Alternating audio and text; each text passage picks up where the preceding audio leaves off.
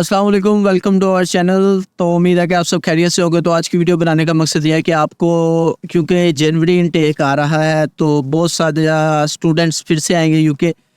मैंने जो अब तक ऑब्जर्वेशन अपने किया उससे मैं आप तक ट्रांसफ़र करना चाहूँगा कि किस यूनिवर्सिटी को चूज़ करना चाहिए आपको और किस तरह आपने यूनिवर्सिटी का इंतखाब करना है, उसके क्या क्या सिनारियोज़ मेरे नज़र में होने चाहिए। ठीक है, वो आपसे मैं इस वीडियो में शेयर करूंगा। तो वीडियो की तरफ जाने से पहले मैं अपने तमाम व्यूवर से गुजारिश है कि मेरे चैनल को सब्सक्राइब करें और मेरी वीडियोस को ज़्यादा से ज़्यादा लाइक करें ताकि ज़्यादा से ज़्यादा लोग इससे रहनुमाई हासिल कर सकें।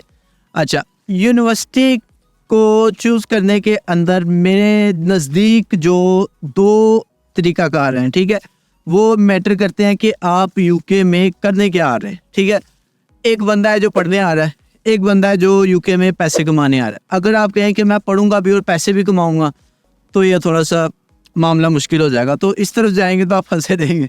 बेहतर यह है कि आप इस चीज़ का इंतखाब करें कि या तो आप पढ़ने आ रहे हैं या तो आप पैसे कमाने आ रहे हैं।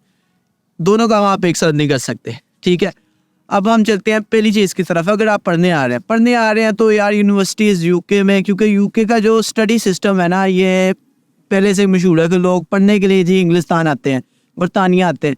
तो ये एक नाम ऐसे नहीं बना हुआ, किसी वजह से ही बना हुआ है। तो यूके में इसलिए स्टडी सिस्टम कुछ ऐसा है कि अच्छी स्टडी है, सबसे अच्छी टॉप रैंक की यूनिवर्सिटीज़ यूके में है। ठीक है, ऑक्सफोर्ड, कैम्ब्रिज वगैरह।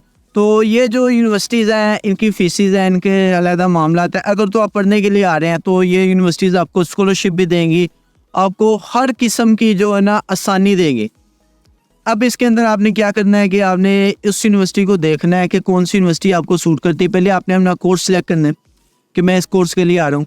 ये मैं सारी बात कर रहा हूँ उस स्टूडेंट के लिए जो यूके में पढ़ने के लिए आ रहा है।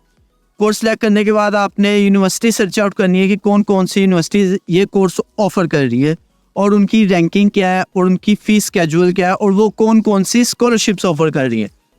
तो इसके अंदर ये है कि आपने उसकी लोकेशन को बिल्कुल मैटर नहीं करना, क्योंकि आपने पढ़ना है तो आपके लिए कोई मसला नहीं होना चाहिए। ये तो वो स्टूडेंट है जो बीबीए स्टूडेंट है। दूसरे कैटेगरी के स्टूडेंट वो हैं जो भाई यूके में आ रहे हैं काम करने हमारे जैसे। उनके लिए क्या है? उनके लिए ये है कि यूनिवर्सिटी का जो सबसे पहले आपने क्राइटेरिया देखना है कि यार ये यूनिवर्सिटी, मुझे इसका क्लासेस का क्या सीन है। और उससे भी पहले मेरे हिसाब से जो गलती अक्सर हो जाती है, हम जी कंसल्टेंट को कहते हैं यार इसकी फ़ीस कम है, फेंक दो इधर, यहाँ ये है हमें इधर रख दो। ठीक है, ऐसे नहीं करना यार, ऐसे तो बिल्कुल ना करें। ऐसे आप अपने साथ बहुत मसले लेके आ रहे हैं। यूके आपको मैं बताता हूँ कि पहले तो आपने ये देखना है कि आपने किस शहर में जाना है। लेट्स सपोज लंदन है, मैनचेस्टर है, बर्मिंघम है, स्कॉटलैंड के अंदर ग्लासगो है। ये जो 3 4 5 बड़े शहर हैं, हर बंदे के जहन में ये होता है कि यार हमने इधर जाना है, इधर से जॉब मिलेगी, क्योंकि आप यूके पैसे कमाने के लिए आ रहे हैं और आपको जॉब जब तक नहीं मिलेगी तो ये मामला बहुत मुश्किल हो जाएंगे।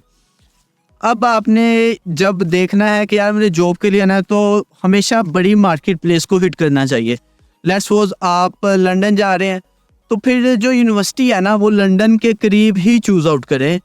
ये ऐसा ना हो कि आपकी यूनिवर्सिटी बहुत दूर हो और जिस दिन आपने यूनिवर्सिटी जाना है वो आपके लिए एक ज़लालत भरा दिन हो।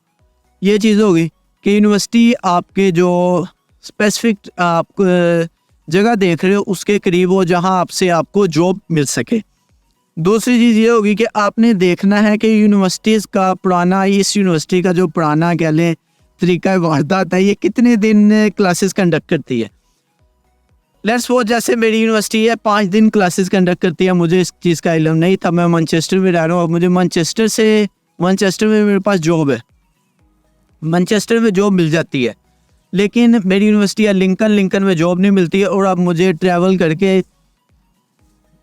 लिंकन जाना पड़ता है। लेकिन जब मैंने इसको गूगल किया था कि यहाँ से कितना टाइम लगता है, गूगल बताता था जी 2 घंटे 2.5 घंटे। लेकिन गूगल साहब ये नहीं बताते कि आपने, मैनचेस्टर बहुत बड़ा है, आपने पहले मैनचेस्टर से अपने घर से बस स्टॉप की तरफ जाना है। बस स्टॉप पे आपने बस लेनी है, वहाँ से आपने ट्रेन स्टेशन पे जाना है, ट्रेन स्टेशन से आपको फिर लिंकन जाना पड़ेगा। ये इतना लंबा जो रूट है ना, और मुझे 4 घंटे लगते हैं अपनी यूनिवर्सिटी पहुँचने में। मेरी 10 बजे अगर सुबह क्लास हो तो मुझे 6 बजे घर से निकलना पड़ता है। और मैनचेस्टर की बात कर रहा हूँ। मैनचेस्टर में जो बस सिस्टम है और जो ट्रेन सिस्टम है ना, ये 6 बजे के बाद सही तरीके से एक्टिव होता है, उससे पहले आपको कुछ नहीं मिलेगा इधर। तो मैं 6 बजे निकलता हूँ, 10 बजे मैं अपनी यूनिवर्सिटी पहुँचता हूँ। 4 घंटे लगते हैं मुझे, 2 घंटे के कई बार लेक्चर होते हैं, कई बार एक ही लेक्चर होता है। 1 घंटा या 2 घंटे पढ़ने के लिए मुझे उस दिन में 8 घंटे के लिए ट्रैवल करना पड़ता है।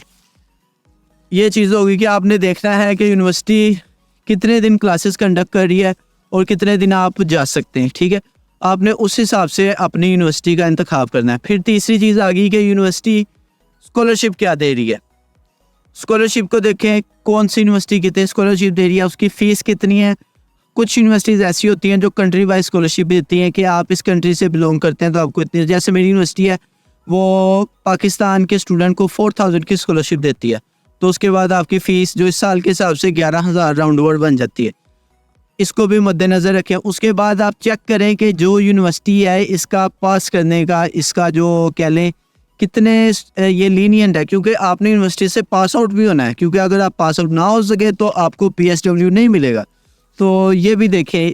फ़ीस के हिसाब से यूनिवर्सिटी कैसे है, यूनिवर्सिटी कितना स्टूडेंट को फ़ीस के अंदर लीनियंसी दिखाती है, कितना वो नहीं बॉदर करती है अगर आप फ़ीस थोड़ा सा लेट भी हो जाए। क्योंकि यार आप नए आए होते हैं, आपने आकर अगर आप आकर फौरी कोई चीज़ें नहीं होती, ठीक है ना, फौरी आपको जॉब मिलेगी। आपके दूसरे मंथ में आप काम करने निकल जाएँ और 2-2, 3-3 हज़ार पाउंड निकाल कर यूनिवर्सिटी को दे दें।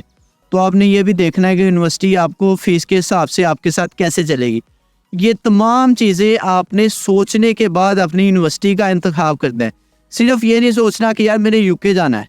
यार पैसे, हर यूनिवर्सिटी को पैसे दे के ही आना पड़ेगा। लेकिन अगर आप ये चीज़ें अपने जहन में और अपने ये मामलात आप सेटल करके चलेंगे ना, तो आपको UK आके कोई मसला नहीं होगा। फिर आप UK आके पढ़ भी सकते हैं, फिर आप UK आके काम भी कर सकते हैं। आपको पता है यार मेरी एक दिन क्लास होनी है, कोई मसला नहीं है, मैं लंदन से मैनचेस्टर भी जा सकता हूँ या मैनचेस्टर से लंदन भी जा सकता हूँ। लेकिन अगर आपकी किसी ने, जैसे लेट्स सपोज के यूनिवर्सिटीज़ हैं, ब्रिस्टल हो गए, UW यूनिवर्सिटी। अब ब्रिस्टल एक बड़ी मार्केट प्लेस, वहाँ जॉब की इतनी अपॉर्चुनिटीज़ नहीं है। लिंकन को लगा लें। अब लिंकन में अगर मैं 5 दिन वहाँ रहूँ, पहले तो मुझे जो वहाँ अकोमोडेशन ही नहीं मिलनी जितना उधर स्टूडेंट है, क्योंकि वो लिंकन सिर्फ एक यूनिवर्सिटी ही है, वो एक टाउन, बस वो यूनिवर्सिटी के अलावा कुछ नहीं लिंकन शहर में। तो मुझे तो पहले अकोमोडेशन नहीं मिलेगी, फिर मुझे जॉब नहीं मिलेगी। तो ना मेरे पास जॉब होगी, ना अकोमोडेशन होगी, तो मैं कुछ नहीं कर सकता, ना मैं फ़ीस पे कर सकता हूँ, ना मैं UK में रह सकता हूँ। तो ये तमाम सिनारियोज़ आपने यूनिवर्सिटी का इंतखाब करने के से पहले अपने जहन में इनका जायज़ा लगाकर फिर ही आपने UK का इंतखाब करना है। अदरवाइज़ आपके लिए मुश्किल होगी। और वीडियो बनाने का मकसद भी यही था कि लोगों की रहनुमाई हो सके कि किस तरह वो एक अच्छी यूनिवर्सिटी का इंतखाब करके UK का जो अपनी जर्नी है ना, उसको बेटर कर सकते हैं। उम्मीद है कि आपको वीडियो पसंद आई होगी। अपना अपने ख्याल रखिए। शुक्रिया। अल्लाह हाफिज़।